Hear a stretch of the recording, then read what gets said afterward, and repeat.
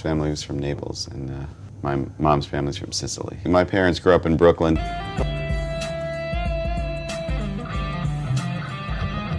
Well, growing up? Myself, Kevin, and John, we grew up together. We were amongst Lead guitarist and co-founder John Petrucci of Dream Theater's sound designer, producer, and, most importantly, composer. However, he is not your normal rock star in the 21st century. No drama, no headlines, and no loud scandals. Petrucci decided to follow the most difficult route in music, the disciplined road of endless imagination and quiet. At a time when guitarists frequently have to shout to be heard, he stays silent and focused, allowing the riffs on his guitar to speak for him. That stretch like labyrinths, solos that enchant, and song structures more than 10 minutes, but it's as engrossing as a movie, because to Petrucci, music isn't just being heard, means experiencing, but what molded a guy like him from. He grew up on Long Island, surrounded by the sounds of his siblings' piano and bassist, who first wanted to pursue music since his sister, who was Mike Portoy's close friend at the time, got to stay up late. Lost that friend as a result of artistic decisions. A man with a bodybuilder's physique yet strikes gentle emotional chords. Let's go on the adventure of John Petrucci, who made the decision to live a difficult life in order to write songs. That John Petrucci's early life was quiet. He was born on July 12, 1967, in Kings Park. Long Island is a quiet New York seashore community where the sound of waves mixed with the sounds of clarinets and pianos floating from each view. His Italian-American family led a simple life, yet one deeply involved in the arts. Each youngster in that household served as a live instrument. His sister played the bass, his brother played the bass, and his younger sister played the clarinet. For John, music wasn't. It was the sound of infancy, the breath of peaceful evenings, something far away. John was the first to join the family in silent harmony after supper. Acquired a guitar at the age of 8, not because they had a strong passion for music but rather because they very innocent explanation for why his sister was permitted to stay up late practicing the piano. If I learn to play the guitar, I'll got to stay up late too. However, that fantasy was dashed when John was unable to stand getting up early to go to school. The instrument was hidden in a cupboard. Apparently forgotten, he didn't receive an unexpected invitation until he was 12. Everything was altered by his close buddy Kevin Moore, who would later. John was asked to join Dream Theater's band by the keyboardist, and suddenly John pulled out the guitar once more, but this time he wasn't strumming to pass the time. Was having fun because he felt like he belonged. What quickly turned into a routine, followed by a ritual, and ultimately a personal commitment. While his friends, Petrucci played basketball and explored with his guitar for 6 hours every day. Methods for dissecting each note. He was enthralled with Ingui recordings. Randy Rhoads, Steve Morse, and Malmsteen didn't merely listen, he examined each tone, word choice, and vibe. Petrucci's early years weren't characterized by trauma, familial conflict, or any other significant turning moment, yet it was influenced by something more powerful: obsession with musical perfection. Structure. By using the guitar to create a new language that didn't require words to express all of his feelings, it was that same sense of serenity paired with an inner motivation for excellence, which served as the cornerstone of his subsequent musical career. This journey didn't start with ovation, but the gentle guitar strum was as quiet as a breath in the claustrophobic Long Island boy's bedroom. Early career. At the age of 18, John Petrucci was a young musician with a distinct style, not just a youngster playing an electric guitar. In all knowledge of musical structure and technique, and most importantly, a strong desire. His desire to push music beyond genre boundaries brought him to the doors of at Boston's Berklee College of Music, the birthplace of great artists. It was there destiny started to draw the initial contours of what would eventually become Berklee. Petrucci's Dream Theater met John May young in a peaceful setting and got back together with his childhood friend Kevin Moore. Foundation with a level of artistic profundity equal to his own, followed by Mike Portoy, a drummer with fire-like fervor and machine-like accuracy, rounding up the three that would eventually form a band named Majesty. The name seemed impressive, yet they were just in their first year at the time. In a chilly dormitory, students full of ambition, yet after a year, all three bravely decided to leave school and seek a career in music. Was a recognition that their music needed to be fostered by real-world experiences, not a rejection of their scholarly commitment. Experience beyond the confines of theory, including restless hours spent in the studio and the rigors of touring due to trademark concerns, Class's Majesty was soon compelled to change its name. Thus, Dream Theater was created after being influenced by a movie theater that was owned by Portnoy's father and singer Charlie Dominici made their debut together. When Dream and Day Unite, released in 1989, was not a particularly successful album. However, the manifesto was silent, Dream Theater was prepared, and Petrucci was going through a stage where nobody could stop him. The beginning was not at all simple. They struggled financially, had to fight to maintain their artistic individuality in a world where record labels ignored them, and market overflowing with grunge and glam metal, but Petrucci, with a heartless his unwavering conviction prevented him from sacrificing the core of their music to instead, he wrote songs that lasted between 10 and 15 minutes in order to please the public. With unusual time signatures, intricate guitar techniques, and classical harmonies that need perfect accuracy, surprisingly, he was more than simply the guitarist, he was the technical mastermind behind the song structure and tone. John Petrucci was a shaper, a harmony writer, and the person who established the band's overall musical direction in his 20s. Just a young guitarist with promise, he was already building his empire and that goal as a musical builder. Dream Theater's success was just getting started, and in 1992, Just Dream Theater made a comeback with a new album 3 years after their nearly forgotten debut album, When Dream and Day Unite. Lineup Charlie Dominici was replaced by Canadian vocalist James Lee, and then everything changed, words and images emerged, and a pivotal discovery was made. Pull I was under a track that was almost 9 minutes long and had intricate time signatures. Unexpectedly, a traditional chorus without any radio-friendly production turned into a hit, climbing to the top of MTV's charts and launching Dream Theater from an obscure band to one of progressive metal's most iconic figures, but for John Petrucci this was the outcome of almost 10 years of planning, not a lucky break. Consistent use of structural musical thought and a conscious opposition to from the beginning, Petrucci established his own creative benchmark for music that must confront the commercial mind and arouse the spirit, and Dream Theater's identity was molded by that same philosophy. A band from 1992 to 1999 that you could identify after just a few bars was crucial because Awake 1994 introduced signals with a darker, heavier, and more technical edge. Despite the band's bravery in moving beyond formulas, internal cracks started revealing Kevin Moore's childhood pal and original due to creative disagreements. The keyboardist left, and Petrucci said nothing publicly, but supporters understood that this was a personal as well as a professional loss. Wound, Dream Theater entered their most explosive phase without faltering. Petrucci directed creative phase Metropolis Part 2 Scenes Today, from a memory 1999 is regarded as a modern progressive metal classic. It was more than just an album, it was a terrible reincarnative play.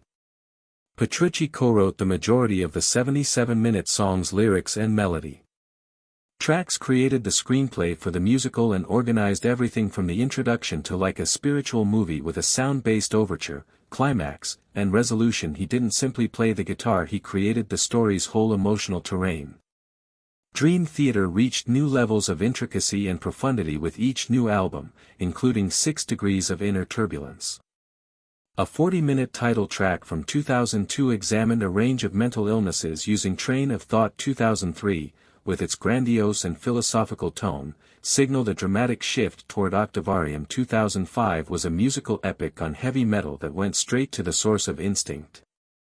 Cycles with a title track that lasts 24 minutes and centers on the idea of the all-bore Petrucci's, a creative loop where the beginning is also the conclusion.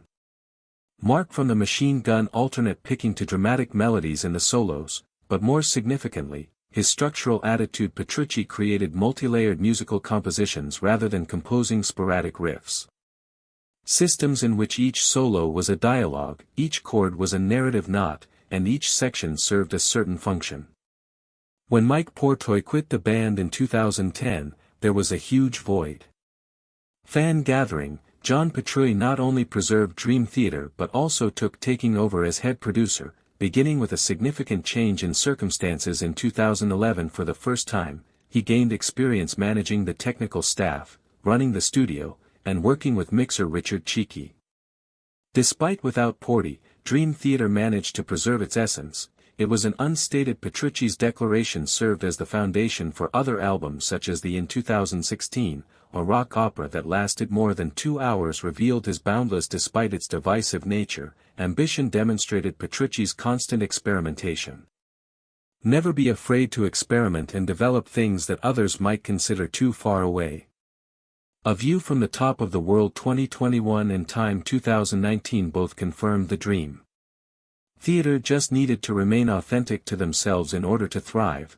Beyond music, Petrucci has been in the forefront of creating a cohesive personal brand. The John Patrick Majesty Ernie Ball's signature guitar, created by Music Man, is a representation of careful refinement. Neural DSP's archetypal Petrucci plugin remarkably mimics his voice. His master seminars, textbooks, and equipment configurations are millions have imitated and followed Petrucci, and most importantly, despite his success, he never sought attention, but he declined to become a rock star. No media stunts, no conventional music videos without any catchy sound effects. He only performs with a trembling and intense stare. If necessary, place your fingertip on the strings and let the music speak. For the success of Dream Theater may legitimately belong to the entire band, but the technical soul John Petrucci projects outside of Dreams is the driving force and structural core of it all. Despite having dedicated almost his entire life to Dream Theater, John Petrucci he's never been a man who was constrained by rules. To him, music isn't a box. Each inventive branch can open a unique path in this unrelenting three-dimensional coordinate system. His insatiable curiosity has brought him to a number of side endeavors and musical endeavors where he discovered breadth, independence, and the opportunity to be himself in a new shape. In 1998. In between Dream Theater albums, Petrucci collaborated with Jordan Rudess on keyboards, Mike Portoy on drums, and bassist Tony Levon is well known for his collaborations with Peter Gabriel and King Crimson to establish a liquid tension experiment. LTE was a band, but it wasn't your typical band. Unconstrained by lyrics and uninfluenced by conventional song, it was a veritable musical laboratory. It was pure creativity here. Petrucci, with structures and little regard for the market, abandoned the reputation of the methodical conductor and turned into a musical adventurer exploring progressive fusion jazz. Paradigm Shift. Universal Mind. Acid Rain is an instrumental, electronic, and even contemporary classical domain. What made it unique was that each track was a surreal picture, with each note resembling a photon colliding in space. No post-production edits or overdubs were used, everything was done live in the studio. Each piece was a leap without a safety net. Following a separation of over 20 years, LTE reconnected with the LP LTE-3, which marks Petrucci's first appearance and a high-energy return. Since Portnoy departed Dream Theater in 2010, Portoy and Rudess had collaborated. Their reconnection caused a stir. Through the audience without uttering a single word, they just performed and the world realized that true music has no adversaries. Petrucci's debut solo album, Suspended Animation, was published in 2005. It is solely this instrumental piece shows a whole different aspect of Dream Theater. He was not constrained by band dynamics or the requirement to strike a balance between technique and story. He performed what contained a rush of shreds, a cinematic vibe, and a hint of blues deep within his soul. 15 years later, in 2020, however, there is always a heartbeat beneath each note. Petrucci unexpectedly returned with his second solo album, Terminal Velocity, during the COVID-19 epidemic. It was after a 10-year separation, an emotional reunion with Mike Portoy without a big press announcement, just a modest social media post, no dazzling marketing campaign. I needed a drummer who was able to understand me without using words, and Portoy arrived in silence and performed as though the album Terminal Velocity was more than just a solo effort, it was a reconciliation. A message about the power of music and friendship, time to bring people back together, individuals beyond previous divisions. In addition to performing, Petrucci has also been leading the way in creating a cohesive personal music brand. He collaborated with Ernie Ball Music to create the John the Majesty, in particular, is regarded as one of the most sophisticated, ergonomic, and precise guitars in the Petrucci trademark line. He created the archetypal Petrucci plugin using Neural DSP, which remarkably precise replication of his whole tone rig, including preamps and EQ delay and chorus phaser in the field of education. He published the instructional video the renowned program Rock Discipline has helped millions of. For Petrucci, no detail is too small, just one pick, an EQ band, and a gain level. Everything needs to be carefully handled by him, not for financial gain but because he thinks anything having his name must be a representation of the timeless music he seeks. Steadfast in his endeavors beyond Dream Theater, Petrucci displays more. He shows that he is a musician who never stops, beyond just technical proficiency. Learning, who doesn't fear walking by themselves, who doesn't avoid conflict, and who consistently maintains a private creative space as a location to breathe, to revitalize and eventually make a more complete return to the Dream Theater. John Petrucci's personal life on stage is more unique than ever. He personifies total accuracy, faultless technique, a composed demeanor, and seemingly piercing eyes despite all distractions, yet when the amps stop and the strings go quiet off stage, he is a total distinct man. Petrucci is married to a simple, considerate, and intensely emotional the all-female heavy metal band Mean Streaks guitarist, Rena Sands, has a bond that started while they were both just beginning their careers as artists. In a world where artist marriages frequently don't endure longer than a tour, they have silently supported one another for decades without any public displays, clamor, or controversies. Just peace between two individuals who recognize that sometimes the longest-lasting love is the one that allows the together. They have 3 children, and Petrucci has always been completely herself. Kept a clear separation between his personal and professional lives. He hardly ever brings up his children in interviews. Doesn't bring them to award events, posts pictures, and never makes use of his family as props to improve his reputation. He views family as the light, but music is the what few expectant pieces of music. Petrucci is shade that prevents the heart from burning out. Committed to fitness, he works out every day, adheres to a rigorous diet, and believes physical well-being as the basis for long-term creativity. His bodybuilding physique has astounded many admirers, striking out among the music world's sometimes thin, worn-looking figures. But for Petrucci, it's not just for show, it's a means to keep the mind from crumbling. He previously stated in a rare interview, "I think everything is structured, including how I compose music and how I live. If you can't make significant music because your personal life is so crazy." Petrucci is a man. He refrains from drinking and playing video games while working, and he never brings his laptop into the office practice room. His timetable is like a real-time Excel spreadsheet, with each hour recorded.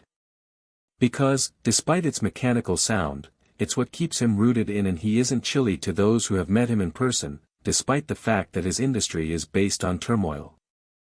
Frequently characterize Petrucci as kind, polite, and rather modest. Hates fan idolization, disapproves of being referred to as a guitar god, and frequently refuses teaching offers if he is not ready to provide something of value to him, such as music. Is a privilege rather than an honor, and if he feels that there is never enough